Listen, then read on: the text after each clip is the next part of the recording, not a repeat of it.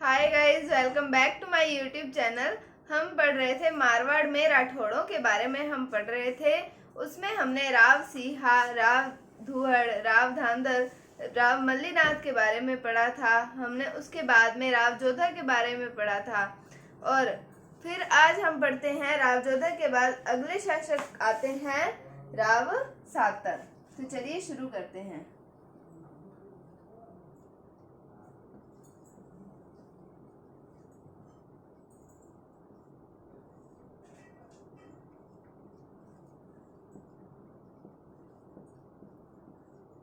राव सातर का time period आता है 1489 से 1489 से 1492 ईस्वी तक।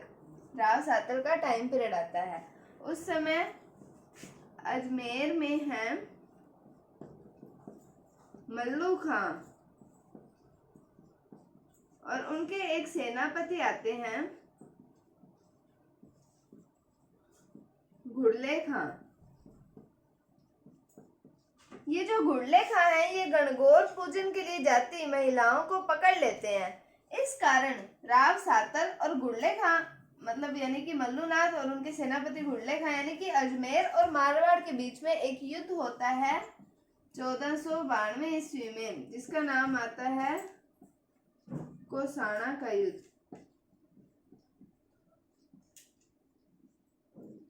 1492 ईस्वी में उसके जिसमें घुड़ले खां की हो जाती है हत्या और इसके सिर पर, घुड़ले खां के सिर पर तीरों से छेद किए जाते हैं। इस कारण मारवाड़ में एक महोत्सव मनाया जाता है जिसका नाम आता है घुड़ला महोत्सव।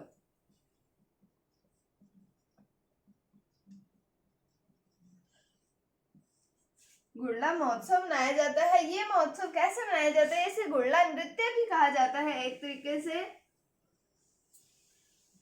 जैसे ये एक मटका है, घड़ा है जिसको अपने कह सकते हैं, और इसमें एक दिए को रख लिया जाता है और दिया जलाने के बाद में इस मटके में छेद कर दिए जाते हैं और जो महिलाएं होती हैं वो इस मटके को, इस घड़े को अपने सिर पर रखकर पूरे गांव में या पूरे स्थान पर मतलब कह सकते हैं कि वो नृत्य करती हैं, इसको लेके घूमती हैं। तो इसे कहा जाता है घुड़ला महोत्सव या फिर घुड़ला नृत्य। तो हमने देखा राव सातर के बारे में। 1489 ईस्वी से 1492 ईस्वी तक इनका टाइम पीरियड आता है। इनके समय अजमेर में आते हैं मल्लू खां, उनके सेनापति घुड़ले खां। फिर ये जो होता है घुड़ले खां, ये गणगौर पूजन के लिए जा रही जो महिलाएं होती हैं उन पर मतलब उनको पकड़ लेता है। तो फिर इस कारण राव सातर और घुड़ले खां के मध्य युद्ध होता है और 1492 ईस्वी में युद्ध होता है जिसका नाम आता है कोसाणा का युद्ध, जिसमें घुड़ले खां की हत्या हो जाती है और उनके सिर पर तीरों से छेद हो जाते हैं, जिस कारण ये मनाया जाता है मारवाड़ में घुड़ला महोत्सव या जिसे घुड़ला नृत्य कहा जाता है। मैंने आपको बता दिया ये कैसे होता है। तो अब हम चलते हैं अगले शासक की ओर जिनका नाम आता है राव सूजा।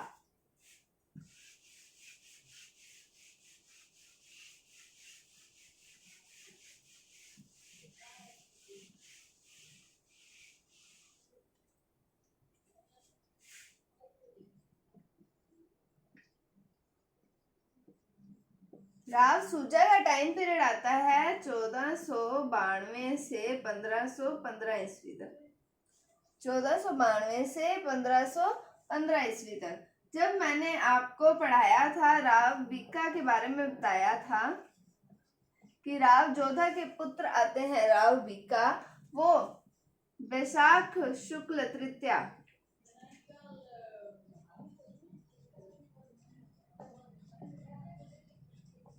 अक्खा तीज होती है इस दिन और 1488 ईस्वी में बीकानेर शहर की स्थापना करते हैं। मैंने आपको ये बात बताई थी पिछली वीडियो के अंदर। तो जो राव बीका हैं वो घेरा डालते हैं मारवाड़ पर या राव सूजा पर अपने कह सकते हैं, ये डालते हैं घेरा। किस लिए डालते हैं? क्योंकि इन्हें चाहिए राज चिन्ह। किसके राज चिन्ह चाहिए? राव सूजा के। तो अब जो राव सूजा हैं वो इन्हें कुछ अपने राज चिन्ह दे देते हैं।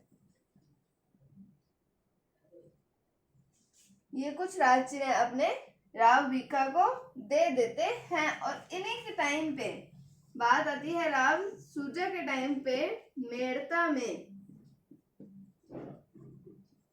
वीरमदेव स्वतंत्र राठौड़ सत्ता की स्थापना करते हैं।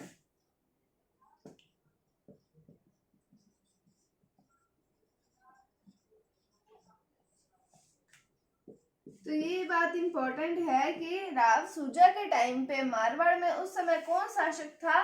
जब मेड़ता में वीरमदेव ने स्वतंत्र राठौड़ सत्ता की स्थापना की थी, तो वो आएंगे राव सूजा।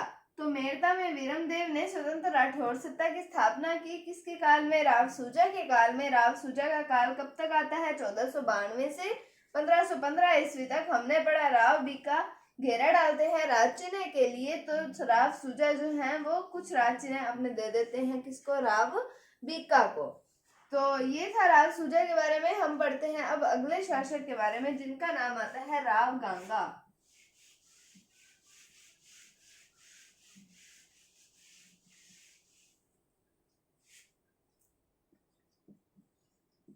राव गांगा, इनका टाइम पीरियड आता है 1515 से 1531 ईस्वी तक। 1515 से 1531 ईस्वी तक टाइम पीरियड आता है राव गांगा का। मैंने आपको पढ़ाया था खानवा का युद्ध।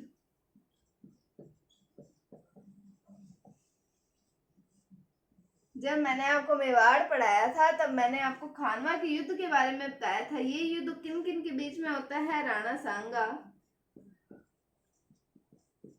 और बाबर के मध्य। राणा सांगा और बाबर के मध्य खानवा का युद्ध होता है, जिसमें हमने पढ़ा था कि राणा सांगा जो है वो एक युद्ध पद्धति अपनाते हैं जिसका नाम आता है पाती पेरवन, जिसके अंतर्गत हमने पढ़ा था कि मारवाड़ के शासक राणा सांगा के साथ कौन आए थे? मारवाड़ के मालदेव। हम तो पढ़ रहे हैं राव गांगा के बारे में, तो आप ये सोच रहे होंगे कि मैं मालदेव को कैसे बीच में ले आई। तो मालदेव जो है, जब ये युद्ध हुआ था तब जो राव गांगा का टाइम पीरियड ही चल रहा था मारवाड़ के अंदर, तो इन्होंने अपने पुत्र मालदेव को, मालदेव कौन है? राव गांगा के पुत्र है मालदेव, इनको भेजा था पाती पेरवन युद्ध पद्धति के तहत राणा सांगा की सहायता करने के लिए। तो मालदेव को भेजा था 4000 सैनिकों की टुकड़ी के साथ। 4000 सैनिकों की टुकड़ी के साथ में मालदेव को भेजा था किसने? इनके पिता राव गांगा ने। कहां पर? खानवा के युद्ध में राणा सांगा की मदद करने के लिए भेजा था। फिर बात आती है, हमने ये देख लिया कि इससे हमें ये पता चला कि राव गांगा के पुत्र कौन है? मालदेव। अब अगले शासक आएंगे राव मालदेव।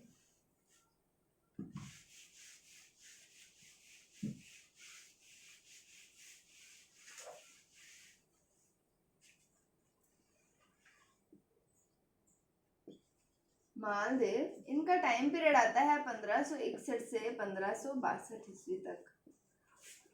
तो हमने पढ़ा इनके पिता का नाम क्या है? राव गांगा। तो मालदेव जो है अपने पिता राव गांगा की कर देते हैं हत्या। अपने पिता की हत्या की तो ये कहलाएंगे पितृहंता शासक।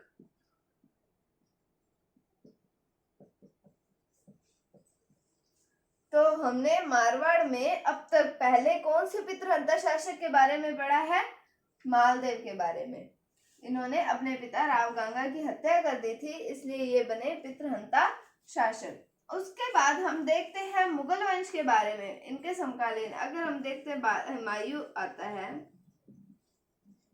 हुमायूं का टाइम पीरियड आता है 1530 से 1540 ईस्वी तक, और फिर आता है 1555 से 1556 ईस्वी तक।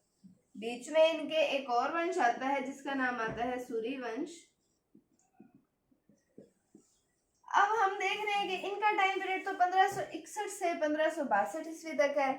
तो उसके बाद में आएंगे अकबर। हुमायूं के बाद उनका पुत्र अकबर शासक बनता है।